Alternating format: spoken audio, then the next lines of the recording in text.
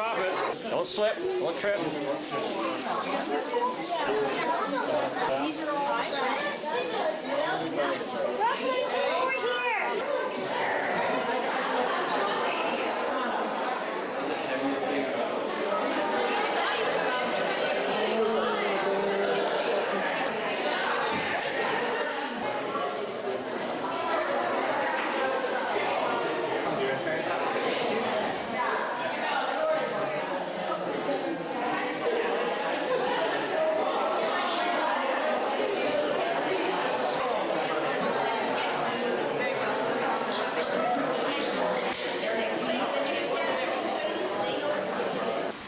Lovely day.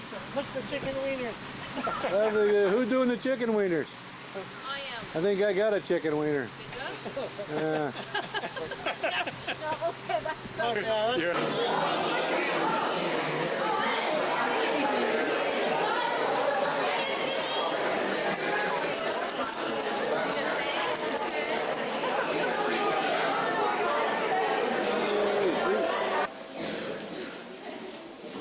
I'm sure as many of you are maybe aware that taking on an effort such as a nature park involves a lot of work. First of all, it needs a visionary, an idea man to really be at the forefront of what's happening. And that person is here tonight in the name of Tom Cunningham. Tom is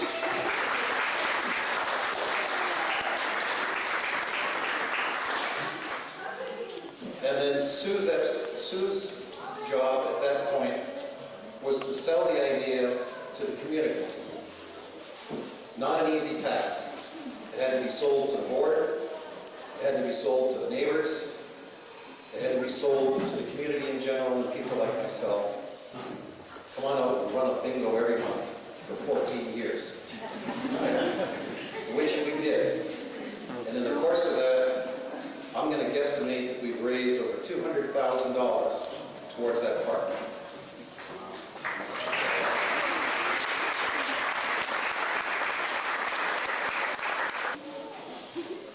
At this point, I'd like Sue Epstein to come up and say a few words.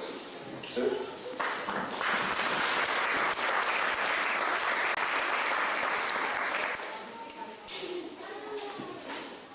Before I get started, I just want you to know that we will have the raffles, the draws will be done at the end of the evening. So we have the raffles up there that will be, the winners will be chosen, as well as we have a little contest for a mascot, and they will be mentioned at the end of the evening as well. Well, I just want to welcome you to our 20th anniversary of the beginning of the nature park. Environmental concerns have been building over the past few decades. And what a better way to get the next generation concerned about the environment than to provide elementary school children with a tool to help start that relationship. Getting children in tune to their world around them will only benefit all of us. So between the growing concern about children and the environment and the desire to recreate the meaning of kindergarten, the seeds of the nature park were sown. It seems odd to say this, but we started the idea and the construction of the nature park in the last century. A lot of things have changed since 1986 when we first started talking about the concept, and I'd like to point out some of these changes to you. 20 years ago, it was apparent that the environment needed to be looked after more carefully. The principal of the school at the time, Thomas Hennigan, stated, well, you know, if we look after the environment, it will look after us. Today, in many cases, environmental awareness methods are just mandatory, and the word green has a new meaning. 20 years ago, the very concept of an environmental learning tool on a school property didn't exist. Today, many schools in London and across Canada have taken similar steps to build similar parks. We are proud to say the Arthur Ford Nature Park was the first in Canada to provide a nature education park directly on a school property, elementary school property.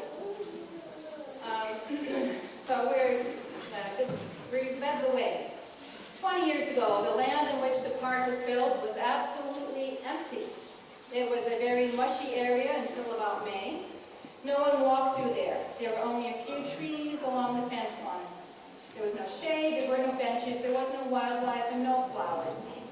Today, when you walk to the park, you'll often see people from the neighborhood sitting on the benches, reading and relaxing. 20 years ago, a group of very committed volunteers, including students, painstakingly dug up, and spread earth to create the growing plot that you see out there today. Since that time, it has been used by classes at Arthur Ford, the London Good Food Project, and neighborhood families. More recently, a committee member, Diane Beach, has used her green thumb to create a beautiful arrangement of flowering plants and vegetables. Just last week, she took 38 kindergarten students out there with their teacher, and they picked their own pumpkin from the growing pot and brought it home to decorate. 20 years ago, Sunday afternoons would bring this very committed group together to plant trees, evergreens, and shrubs. Today, many of the same committee members are still on our committee. And I would like to give recognition to the original group of committee members, and if you are here, will you please raise your hand. We have Tom McClenaghan.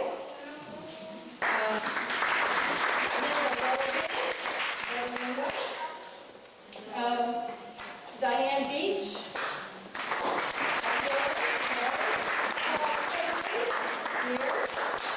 John and Marie, Jerry Mapp, Allison Ferguson.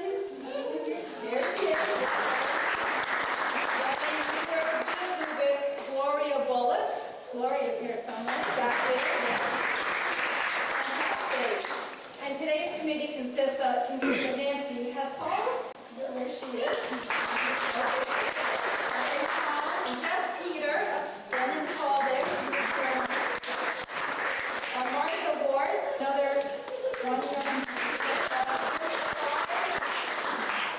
Jim's around. Right there. Okay. Kim Taylor. You here, Kim? Right there. William Pritchard.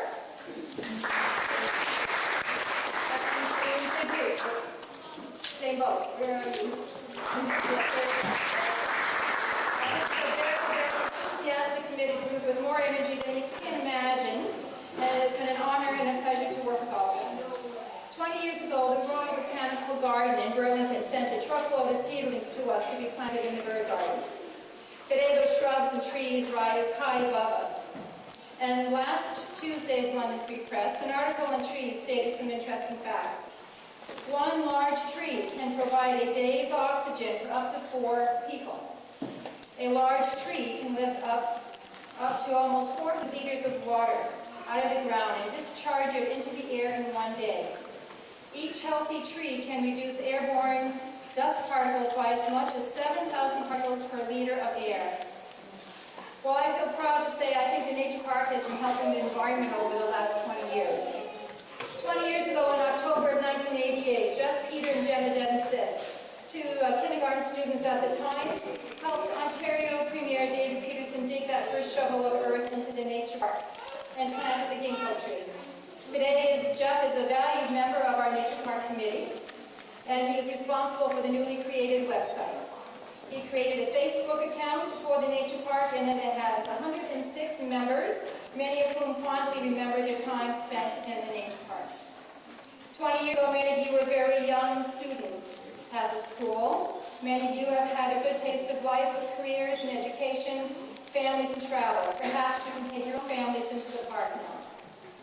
20 years ago, Tom McClenaghan had a dream of recreating the meaning of kindergarten, children learning from the garden. It must be very rewarding for Tom to see how his dream has developed.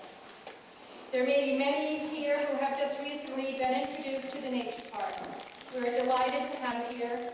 We created the park with the community in mind and certainly hope you continue to use it, enjoy it, and share it with others. However, it's very important to keep it healthy, and this can only be done by the vigilant eye of the community. We need to keep the park safe but accessible, a place to exercise our pets in a responsible way, a place of solace and peace, as well as a learning tool for the students and parents of Arthur Ford. After all, the park was created for them, and it benefits the whole community. Again, thank you for coming out to our celebration.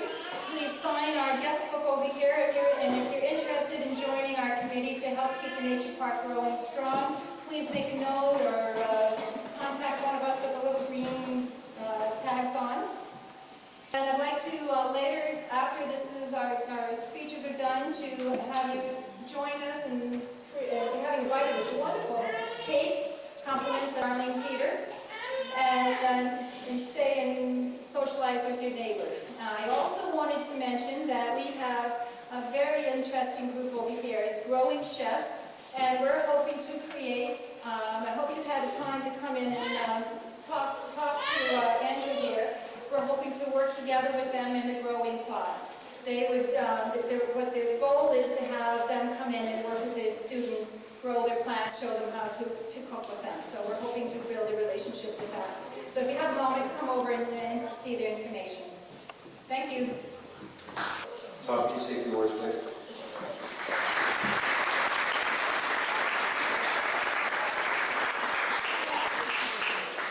Thank you very much, Paul, and I'll try to be brief. I did prepare a few words here so that I wouldn't forget some of the important elements that I wanted to mention or to remind people of. I can yet recall some of the first discussions that I had with Sue Epstein, and subsequently the executive of the home and school, about the idea of creating a children's garden and its philosophical origins. My growing concern for the disconnect that the school science curriculum was creating between children and the environment was a clear recipe for a future environmental disaster.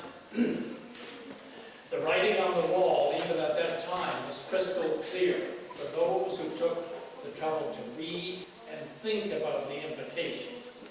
And I won't say any more about that, only that the arrival of Sputnik and space travel created a distortion in the science curriculum, where it went to what some people would call hard science, as opposed to natural science. So there was an overemphasis on one at the cost to the other. I had the good fortune that evening to be speaking with one of the most dynamic groups of people led by Sue Epstein that I have ever met. Few school principals that I know have had the good fortune to have such groups come forward, but this did occur in this school community at that time. None of us had ever undertaken a project such as this before, but there wasn't a moment's hesitation once the decision was made. I will not bore you with the details of the project, but suffice to say that a book could be written in order to tell all the details, the hurdles, the failures, the roadblocks, the blind alleys, the frustrations, and even the smoke-filled bingo halls.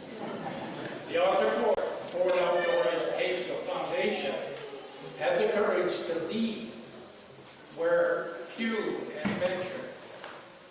In fact, they were the first in Canada to create a learning resource such as this on a public school campus. And I believe it to be second to none. Many have since followed as schools and teachers slowly begin to recognize that we are in serious trouble both environmentally and ecologically. Global warming is for real, and our very existence on this planet is in jeopardy. I have often heard it said that the second best time to plant a tree is today. The best time is 20 years ago. Let me close by saying once again, what a great pleasure it was, what an opportunity to work with such an outstanding group of can-do people. You're second to none. Thank you everyone for coming out on a very wet night, but congratulations. What you've seen is the realization, as Tom had said, a dream of a number of people. who recognized that the environment was very important. At a point in time where people probably thought, what are those people doing?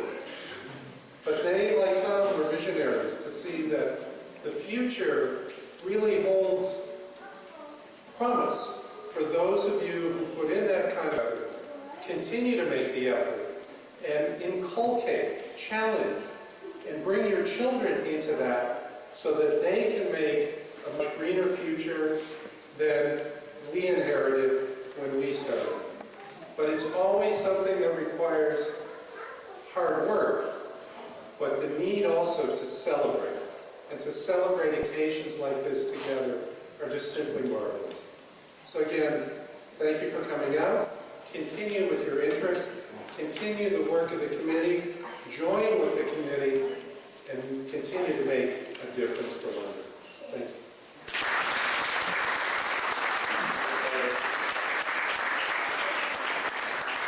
Our next speaker is Sue Barnes. She's the Member of Parliament for this riding. She's in the midst of a campaign right now. And part of that platform has been green relief. And if you'd like to explain that a little bit to us, we appreciate it.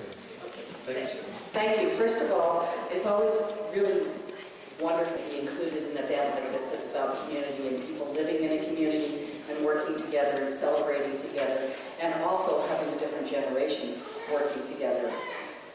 You know, 20 years ago you had pioneers and champions in the committee that put this for us to celebrate today. And today, to sustain that, you have the new set of volunteers taking over.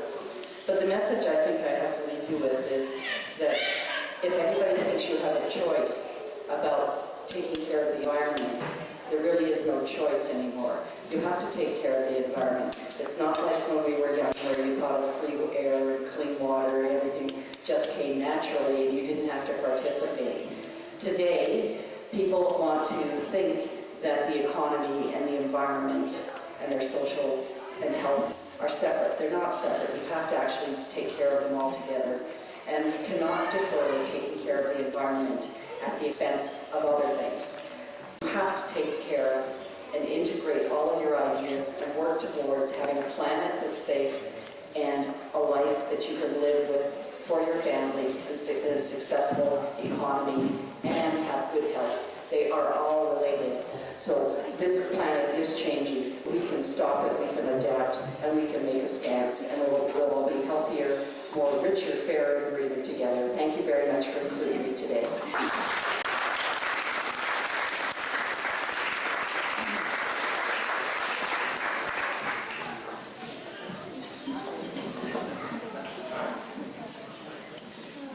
Our last speaker is Joyce Bennett. Joyce is representing the Thames Valley District School Board. Thames Valley School Board, I think, is probably bigger than many countries. I can't imagine the vast scope, but Joyce lives in the neighborhood, and that's important to the neighborhood, to the nature park, to this school. Joyce has been a member of the school board 20 years, just happens to be as long as the park has been here. She's followed it right from day one. And you're not going to find anyone at the board level more supportive than she is. Joyce?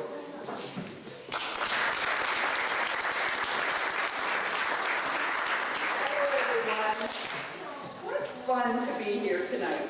It's so great to see all of the children and the parents and the grandparents like me. And I'm really thrilled to be invited to be part of this with you tonight.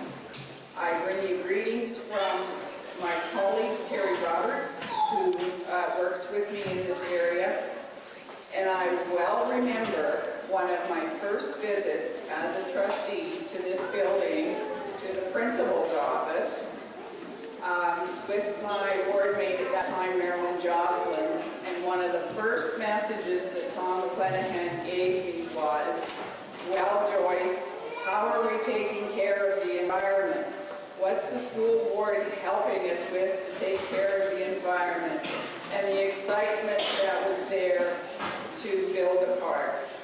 Congratulations.